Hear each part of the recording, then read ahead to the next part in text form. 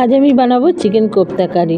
প্রথমে আমি চিকেনগুলো ছোটো ছোটো করে পিস করে মিক্সিতে দিয়ে এক এক করে মশলা, কিছু গুঁড়ো মশলা আর কিছু বাটার জন্য এর মধ্যে দিয়ে দেবো। মিক্সিতে চিকেনগুলো দিয়ে দিলাম, সাথে কাঁচা লঙ্কা, পেঁয়াজ, আদা, রসুন, গরম মশলার গুঁড়ো আর শুকনো লঙ্কার গুঁড়ো, রেড চিলি পাউডার এর মধ্যে দিয়ে দেবো। দিয়ে একটু নুন দেবো, দিয়ে জল দেবো, সাথে একটু ধনে পাতা দেবো, এক কোয়া লেবুর রস চিপে দেবো, দিয়ে এটাকে পেস্ট করে নেব, যাতে সুন্দর একটা পেস্ট হয়। একদম মিহি করে পেস্ট করতে হবে, যেটাকে আমি বল আকারে ধারণ করতে পারবো।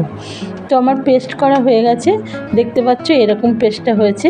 এর মধ্যে সাথে আমাকে দিতে হবে কিছু পাউরুটি, মানে ধারগুলো কেটে গুঁড়ো করে নেব। তো পাউরুটিগুলোর সাইজ করে ধারগুলো এক এক করে কাটলাম, কেটে নিয়ে মিক্সিতে আমি এটাকে গুঁড়ো করে নেব। এরকম সাইজ করে কেটে নিয়েছি, নিয়ে এরকম গুঁড়ো হয়েছে।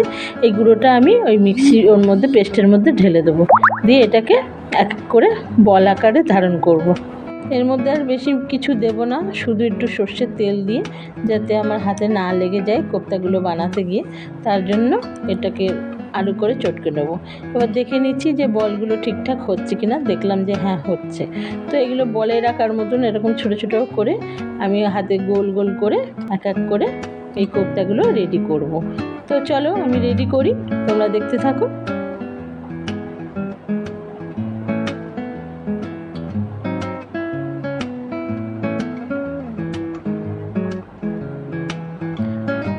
দেখো আমার কোপ্তাগুলো রেডি হয়ে গেছে।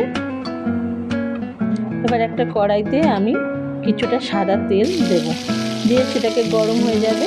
আর 3টে কোপ্তা দিয়ে আমি দেখে নিচ্ছি যে ছেড়ে যাচ্ছে কিনা। দেখলাম যে না, এটাকে পুরো ডুবো তেলেই ভাজতে হবে। তো কোপ্তাগুলো আমি 3টে আগে দেখে নিলাম যে না, ভাঙছে না, তারপরে আমি বাকিগুলো ছেড়ে দিলাম, দিয়ে লাল লাল করে এটাকে ভেজে আমি অন্য একটা পাত্রে তুলে নেব।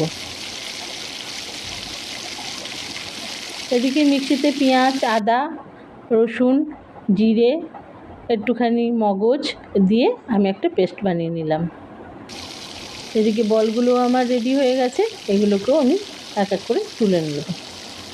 একটা ভেঙে দেখলাম যে ভেতরটা কাঁচা কিনা, দেখলাম যে না, কাঁচা নয়। তোমরা এগুলো চাইলে এমনি সসের মাধ্যমেও খেতে পারো, ভালো টেস্ট, খুব সুন্দর খেতে এগুলো। আমি একটা টেস্ট করে দেখলাম যে না, খুব সুন্দর টেস্ট হয়েছে। আমি তো এই প্রথম করছি, এবার তেলটা অনেকটা হয়ে গেছে। এই বাকি বলগুলো আমি ভেজে নেব, নিয়ে আর একটা পাত্রে তুলে রাখবো।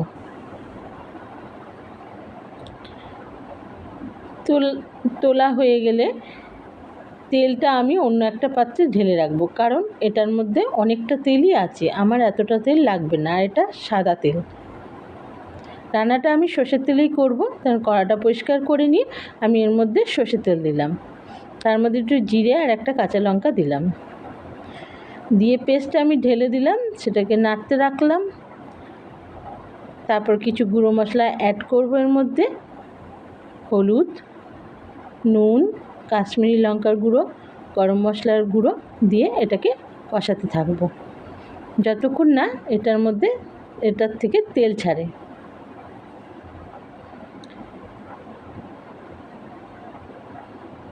তো কষানো আমার প্রায় মোটামুটি কমপ্লিট।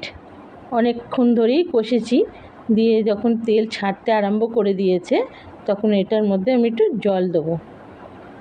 খুব বেশি জল দেবো না, অবভিয়াসলি গরম জল দেবো। গরম জল সবটাতে দিলেই কি হয়, রান্নাটার টেস্ট অনেকটা বেড়ে যায়। তার জন্য গরম জল দিয়ে, বেশি জল দেবো না। এর মধ্যে আমি এক এক করে বলগুলো ছেড়ে দেবো। তারপরে 5 মিনিট মতন ঢাকা দিয়ে দেবো। তো আমার বলগুলো হয়ে গেছে, দেখো খুব সুন্দর হয়েছে। ঢেকে দিলাম, আমার রেডি হয়ে গেল কোপ্তা কারি। দারুণ খেতে হয়েছে, দারুণ, অসাধারণ।